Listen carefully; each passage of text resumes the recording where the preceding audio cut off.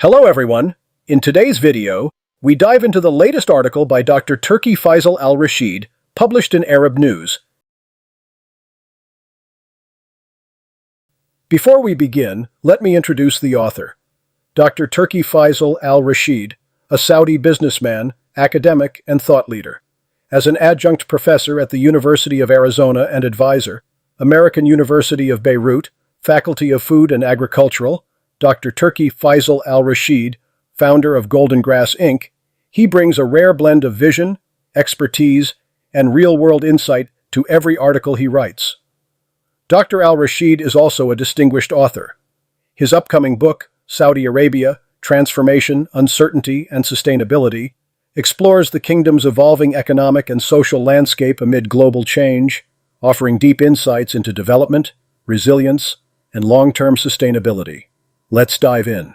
Imagine being one of the wealthiest, most globally consequential, and rapidly changing nations on Earth. Right. You are transforming your entire economy, shifting cultural norms practically overnight, and making moves that impact the daily lives of billions of people. Yeah, massive, massive shifts. Exactly. But when you look at the hundreds of thousands of scholarly books and scientific publications released globally every single year, objective research about your country makes up less than 1/10 of 1% of that global bookshelf. Which is just a staggering statistic. It's practically a statistical zero. And when a massive void like that exists, I mean, if you don't step up and write your own history, someone else is going to rush in and write it for you. And that is an incredibly dangerous position for any nation to be in. Welcome to the Deep Dive. Today, we're looking at the mechanics of national storytelling. We're exploring how a country goes about deliberately rewriting its global reputation, specifically focusing on the massive rebranding and transformation currently underway in Saudi Arabia. Okay, let's unpack this, because to really dig into the architecture of this effort, we're pulling from a highly comprehensive source today. Yeah, it's a fascinating piece. We're looking at an article from Arab News published on June 2nd, 2026. It's titled, "The Saudi Narrative, A Nation Writing Its Own Future." Right. And the author is Dr. Turki Faisal Al-Rasheed. He's an adjunct professor at the University of Arizona and the author of the 2026 book, Saudi Arabia's Transformation. He's basically laid out what amounts to a geopolitical playbook for how a country changes its own story. It's definitely worth pausing to consider why you, listening to this right now, should care about a country's narrative playbook. Yeah, why does this matter to the average person? Well, we all live in an ecosystem of constant information overload. You get bombarded with data, statistics, breaking news alerts all day long, but human brains are completely overwhelmed by raw data. We are biologically wired for stories. So when you start to understand how these macro-level national stories are crafted, when you see the deliberate engineering behind a country's public image, you become a significantly sharper consumer of global news. Right, you start just reacting to headlines. Exactly. You start seeing the underlying mechanics of international relations. That makes me think of like the classic unwritten rule about applying for a new job. Oh, yeah. You have to write your own resume. If you walk into an interview and just hand the hiring manager a blank sheet of paper, leaving them to guess your qualifications based on random office rumors or, assumptions they brought into the room, you have completely lost control of your career. That's a great point. Defining yourself is the only way to ensure someone else doesn't define you inaccurately. And the stakes are just slightly higher when we scale that up to a sovereign nation. Just a bit. But before looking at how Saudi Arabia is currently crafting its global resume, we have to look at why their story has historically been missing from the international stage. Right, going back to that 0.1% stat. Exactly. Dr. Al-Rasheed points out that despite the massive economic and social overhaul happening under Vision 2030, the authentic Saudi narrative is largely absent from both international media and academic research. So why does that void exist? I mean, a country with that much economic and geopolitical weight shouldn't just, slip through the cracks of global academia. What's fascinating here is that Dr. Al-Rasheed traces this void back to the lenses being used by external observers. Okay. He argues that regional and international media outlets tend to view the region through very entrenched perspectives. They often focus heavily on outdated stereotypes or specific negative incidents. Meaning they miss the profound structural changes happening on the ground. Exactly. The coverage tends to operate in extremes. Either it's hypercritical based on those stereotypes, or it swings wildly the other way into celebratory exaggeration. Neither extreme offers rigorous, objective analysis. And what happens when we look at the academic side? Like, why aren't universities filling that void with serious research? Well, the author suggests academia has a similar blind spot due to the frameworks they use to measure success. Much of the academic research and scholarly output evaluates the region using very Western-centric benchmarks. What does that mean in practice? Researchers frequently apply models of liberal democracy or specific forms of political participation as the ultimate standard for a successful state. Right. And Dr. Al-Rasheed argues that applying these external benchmarks just fails to capture local realities. When you judge a unique developmental path by a completely different civilization's metric, you end up with research that fundamentally misunderstands the subject. I do want to play devil's advocate on this, though. Go for it. Beyond just the frameworks being used, isn't it inherently difficult to produce rigorous academic research about a country that is in the middle of a massive, rapid transformation? No, for sure. Like, the target is constantly moving. If a scholar spends 3 years researching a book on Saudi Arabia's economic policies, by the time it gets through peer review and hits the printing press, the reality on the ground might have leaped 5 steps forward. The author absolutely acknowledges that reality. Writing authentic, objective, scholarly work on a rapidly shifting landscape demands immense patience, meticulous fact-checking, and persistence. It is a grueling undertaking. Yeah. But the core issue remains, because that meticulous research is so difficult, and because the existing academic frameworks often don't fit the local reality perfectly, a massive informational void is created. And in the realm of global politics, nature abhors a vacuum. Which pulls us right into the concept of narrative warfare. Yes. If objective long-form research isn't filling the void, other major global powers are going to rush in to fill it with their own agendas to control public opinion. And we need to define what that actually means on a geopolitical level. In international politics, an organized story that interprets events, connects the past to the present and the future, and justifies a country's direction that is called a strategic narrative. It's not just a timeline of facts. Yeah. No, not at all. It is a deliberate interpretation designed to shape perceptions and guide collective behavior. In the age of artificial intelligence and global social media, these narratives are weaponized. They often precede or parallel actual military and economic conflicts. Here's where it gets really interesting, though, because the author brings actual neuroscience into this discussion of international relations. Yeah, this part is fascinating. The reason a deliberate story works better than handing someone a spreadsheet of gross domestic product data goes back to human biology. The author cites research by Paul Zak, which shows that the human brain responds far more powerfully to stories than to dry statistics. And the mechanism behind this is entirely chemical. When you hear a compelling, well-crafted narrative, your brain releases the hormone oxytocin. Wow. Oxytocin is deeply tied to human bonding. It enhances feelings of trust, commitment, and empathy. From a geopolitical standpoint, this means a good story is one of the most potent instruments of soft power a nation can wield. Because you aren't just trying to convince an international audience intellectually. Exactly. You are chemically building trust with them, bypassing the cynical, critical parts of the brain that might scrutinize raw data. It's essentially a global courtroom trial. How so? Well, if you think about a jury representing global public opinion, they aren't persuaded by raw evidence sitting on a table in evidence bags. The raw data is dry and disconnected. Right. The jury almost always sides with the lawyer, who weaves that evidence into a compelling, trustworthy narrative. Narrative warfare is nations acting as their own defense attorneys, trying to trigger that oxytocin response in the global public. And that courtroom is already packed with highly skilled attorneys. The major global powers all have deeply entrenched strategic narratives they use to compete for that trust. Like what?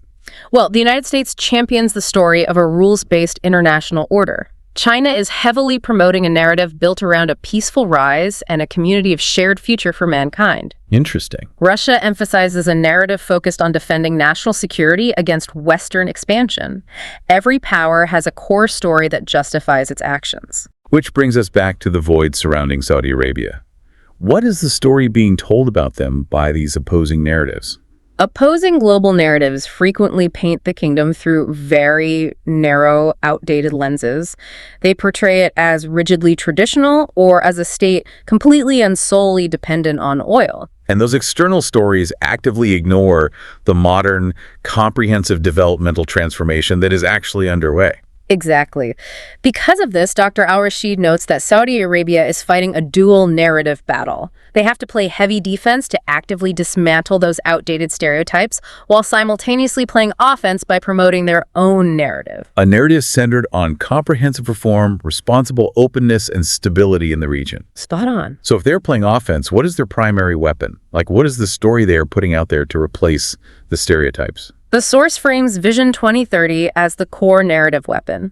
Launched in 2016 by Crown Prince Mohammed bin Salman, it is often discussed strictly as an economic blueprint. Right, that's usually how it's covered in the news. But Dr. Al-Rasheed argues it is actually the comprehensive national narrative itself.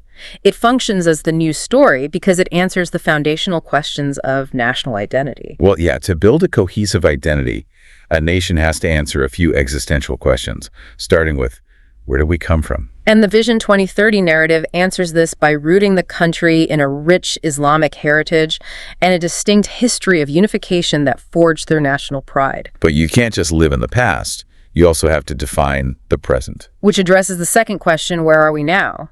The story presented to the world is that the kingdom is in a bold phase of economic and social transformation. Focusing heavily on diversifying the economy away from oil, empowering the youth, and vastly increasing women's participation across all levels of society. Exactly. Then, the narrative points to the future. Where are we going? The stated destination is a thriving, diversified economy and a vibrant society that contributes meaningfully to global solutions. Whether that's in energy transition, technology development, or global tourism. That leaves the most important question for driving that oxytocin response. Why are we doing this? The underlying motivation in the narrative is about ensuring prosperity for future generations and assuming a deserved leadership role both regionally and globally. The author includes a fascinating quote from the Crown Prince that encapsulates this perfectly.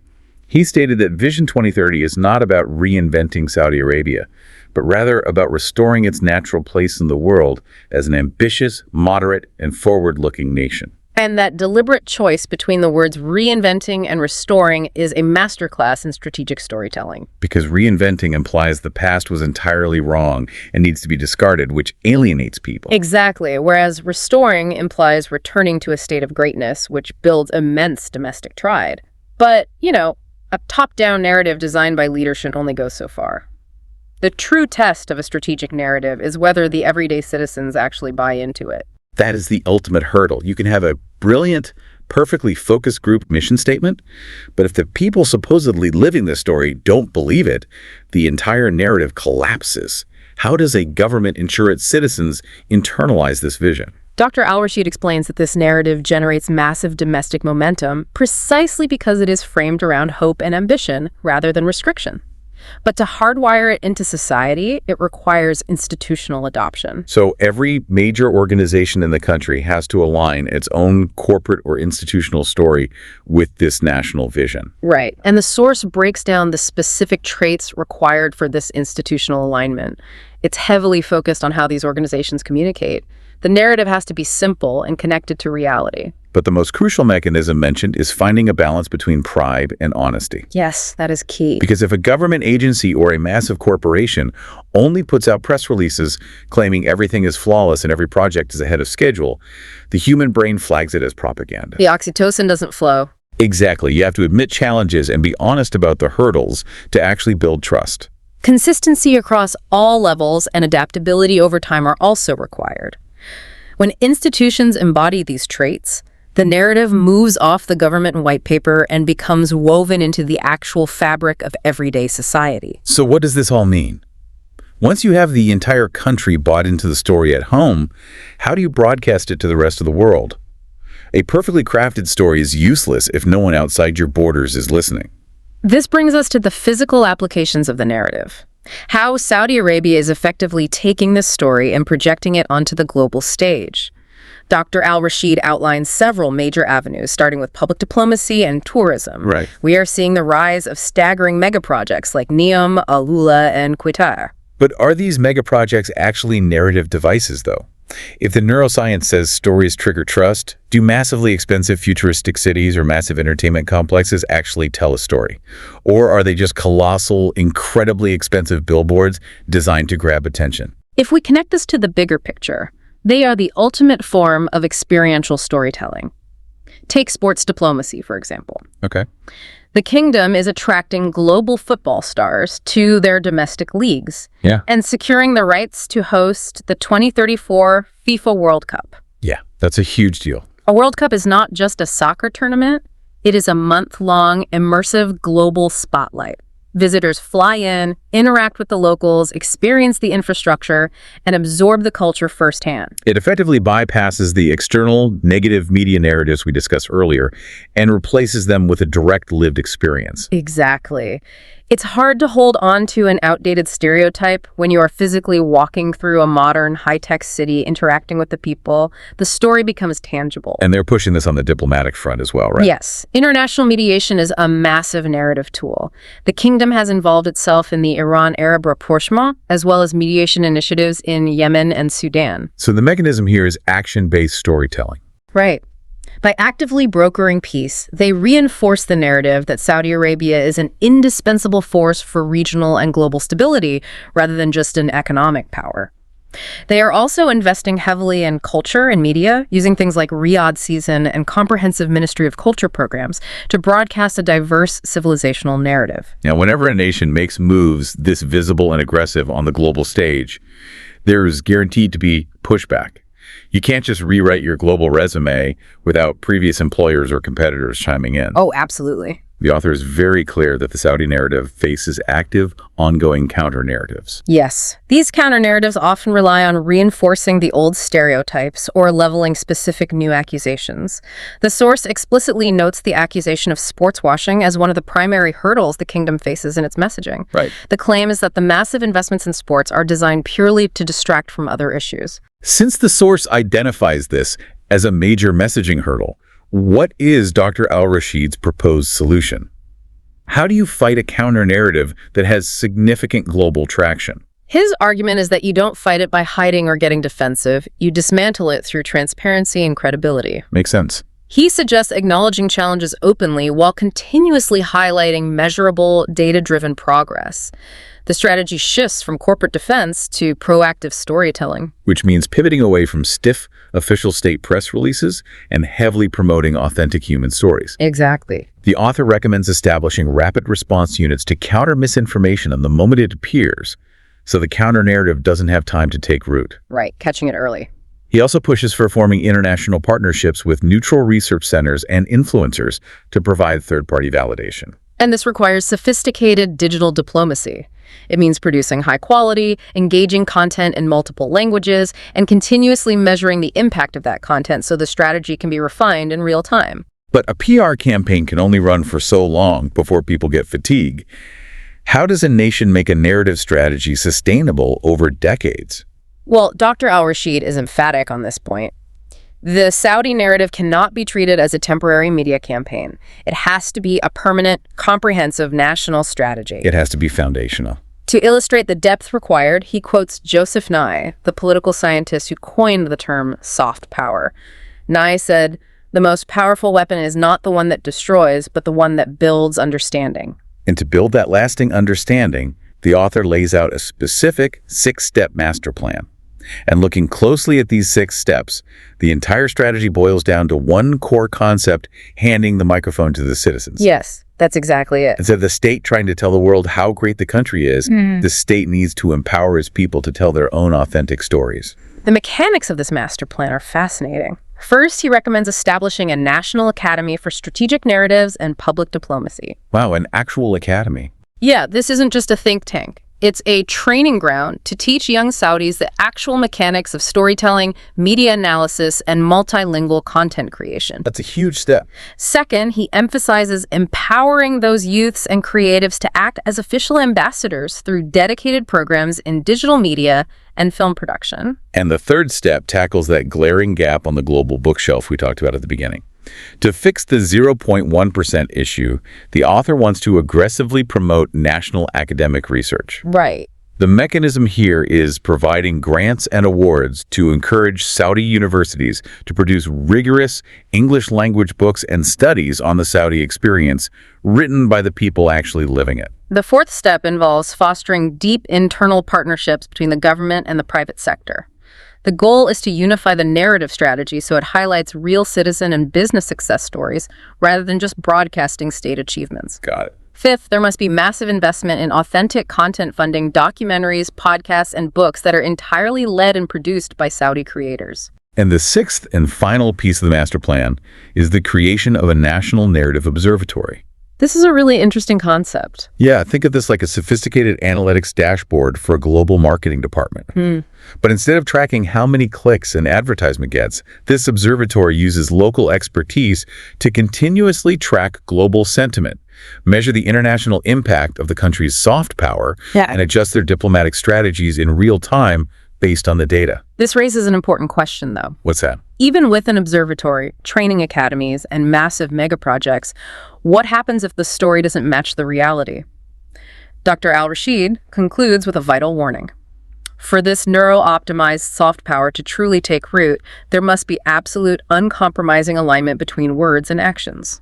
The story being projected to the world has to authentically match the reality being lived on the ground. Exactly. Or the trust completely evaporates. So bringing all of these complex threads together, we are navigating an era of massive information overload where raw facts rarely win hearts and minds, stories do. Saudi Arabia, historically largely absent from the rigorous global bookshelf, is utilizing Vision 2030 to actively author its own chapter. They are systematically attempting to shift global perception, moving away from an oil-dependent stereotype toward being recognized as a leading dynamic global civilization. And they are executing this through calculated narrative warfare, experiential megaprojects, sports diplomacy, and ultimately by giving their own citizens the tools to become the storytellers. And for you as the listener, this entire breakdown serves as a powerful reminder. Whether you are an entire nation navigating the complex geopolitics of the Middle East, or just an individual navigating the trajectory of your own career, the story you consistently tell about yourself and the tangible actions you take to back it up will ultimately dictate your place in the world. It really all does come back to the resume analogy. If you aren't writing it, someone else is. But I want to leave you with one final, broader thought to mull over, building on the science we've discussed.